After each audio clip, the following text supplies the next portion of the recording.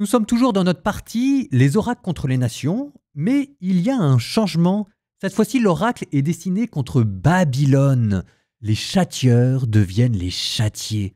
Derrière la colère de Dieu, il y a en fait une espérance déguisée.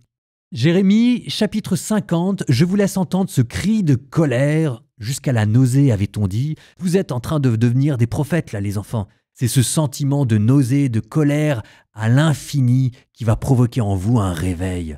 Oui, ce n'est pas moi qui vais faire de vous des prophètes, c'est Dieu, et je lui laisse la parole.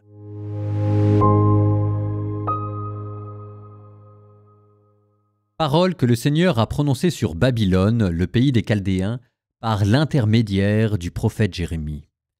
Annoncez-le parmi les nations. Faites-le entendre et levez l'étendard. Faites-le entendre et ne le cachez pas. Dites, Babylone est prise. Le Dieu Bel est couvert de honte. Marduk terrorisé. Ces faux dieux sont couverts de honte. Ces idoles immondes terrorisées. Car depuis le nord, une nation montre contre elle pour livrer son pays à la dévastation. Nul n'y habitera plus. Depuis l'homme jusqu'au bétail, ils ont fui. Ils sont partis.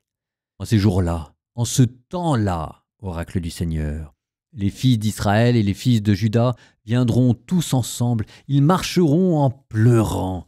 Ils chercheront le Seigneur leur Dieu. Ils demanderont le chemin de Sion. Ils tourneront vers elle leur visage.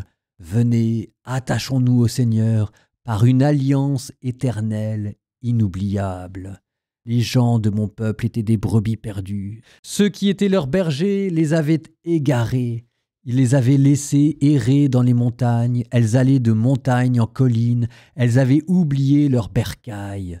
Tous ceux qui les rencontraient les dévoraient et leurs adversaires disaient « Nous ne sommes pas en faute car ces gens ont péché. Contre le Seigneur la demeure de justice, contre le Seigneur l'espoir de leur père. » Fuyez du milieu de Babylone, du pays des Chaldéens, sortez et soyez comme des béliers à la tête des brebis, car voici que je suscite, pour monter à l'assaut de Babylone, un rassemblement de grandes nations venant des pays du nord.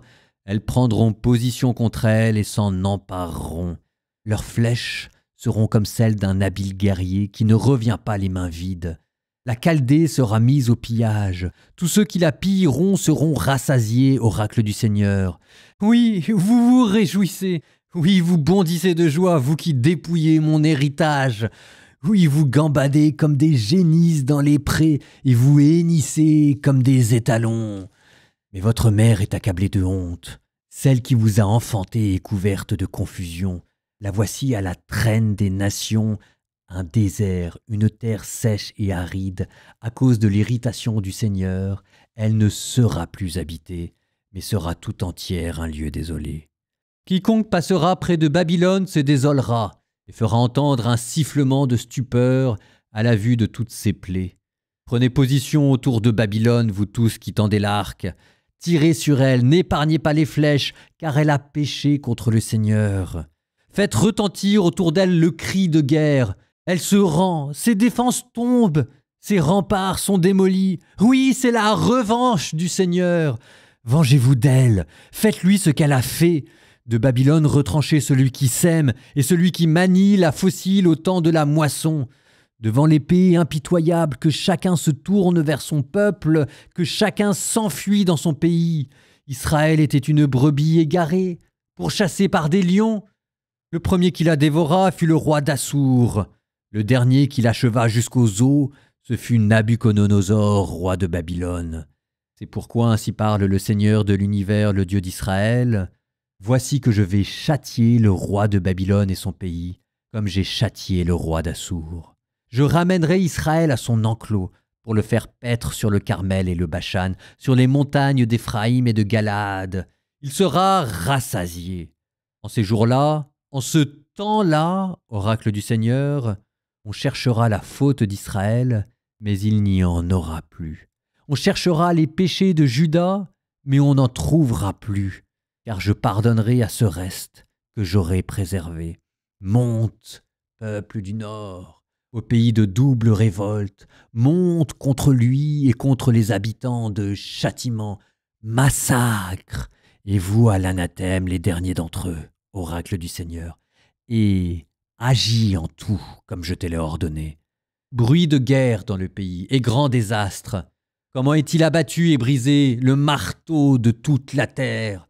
Comment est-elle devenue un lieu désolé, Babylone parmi les nations? Je t'ai tendu un piège, et tu as été attrapé, Babylone. Mais toi, tu ne l'as pas su. Tu as été trouvé, et tu as été empoigné pour avoir provoqué le Seigneur. Le Seigneur a ouvert ses réserves. Il en a tiré les armes de son indignation. Oui, telle est l'œuvre du Seigneur, Dieu de l'univers, sur la terre des Chaldéens. De partout venez vers elle, ouvrez ses granges, faites-en des tas, comme des tas de gerbes, et vouez-la à l'anathème, qu'il n'en reste rien. Massacrez tous ces taurillons qu'ils descendent à l'abattoir. Malheur à eux, car le jour est arrivé, le temps de leur châtiment. Vois des fuyards et des rescapés sortis du pays de Babylone pour annoncer dans Sion la revanche du Seigneur notre Dieu, la revanche de son temple. Convoquez à Babylone les archers, tous ceux qui tendent l'arc. Dressez le camp contre elle tout alentour, que personne n'en réchappe. Rendez-lui selon sa conduite. Faites-lui tout ce qu'elle a fait, elle qui s'est dressée avec arrogance contre le Seigneur, contre le Saint d'Israël. Et voilà pourquoi ces jeunes gens tomberont sur ces places, et tous les hommes de guerre seront réduits au silence en ce jour-là, oracle du Seigneur. Me voici contre toi, arrogance, oracle du Seigneur, Dieu de l'univers. Car ton jour est arrivé, le temps où je vais te châtier. Alors, arrogance trébuchera, elle tombera, et personne pour la relever. Je mettrai le feu à ses villes, il dévorera tout ce qui l'entoure. Ainsi parle le Seigneur de l'univers. Les fils d'Israël sont opprimés, ainsi que les fils de Juda. Tous ceux qui les ont déportés les retiennent de force et ne veulent pas les relâcher, mais il est fort leur Rédempteur qui a pour nom le Seigneur de l'univers. Il les défendra, il défendra leur cause pour donner au pays le repos et faire trembler les habitants de Babylone. Guerre aux Chaldéens, oracle du Seigneur, et aux habitants de Babylone, et à ses princes, et à ses sages. Guerre aux devins, qu'ils perdent la tête. Guerre à ses soldats, qu'ils soient terrorisés. Guerre à ses chevaux et à ses chars, à tout ce mélange de peuples qu'elle abrite, qu'ils soient des femmelettes. Guerre à tous ses trésors, qu'ils soient pillés. Sécheresse dans ses cours d'eau, qu'ils tarissent, car c'est une terre à idoles où l'on délire devant des horreurs. C'est pourquoi les chats sauvages s'y installeront avec les hyènes, les autruches s'y installeront, et elle ne sera plus jamais habitée. On n'y demeurera plus de génération en génération. Comme il en fut lorsque Dieu provoqua la catastrophe de Sodome et Gomorrhe et des villes voisines, oracle du Seigneur, plus personne n'y habitera, aucun être humain n'y séjournera. Voici qu'un peuple arrive du nord. Aux confins de la terre s'éveille une grande nation, avec des rois nombreux. Ils empoignent arcs et javelots. Ils sont cruels, sans aucune compassion. Leur voix gronde comme la mer. Sur des chevaux ils sont montés, rangés comme un seul homme pour la bataille, contre toi, fille de Babylone.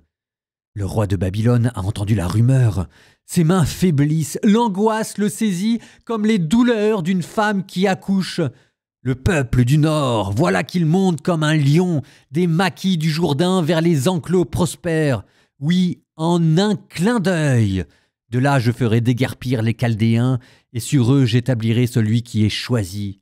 En effet, qui est semblable à moi, qui m'assignera en justice, et quel pasteur tiendra devant moi? Écoutez donc le plan que le Seigneur a conçu pour Babylone et les projets qu'il a formés pour le pays des Chaldéens.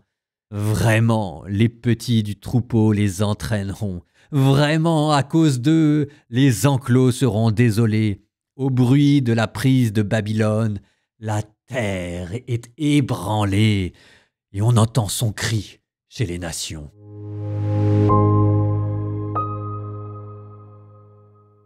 Après la colère, la lamentation, nous continuons notre école de prophètes. Et puisqu'en ce moment nous sommes dans la partie des oracles contre les nations, voici les lamentations que ces mêmes nations firent sur leurs propres villes détruites. Et vous verrez que c'est le même cri.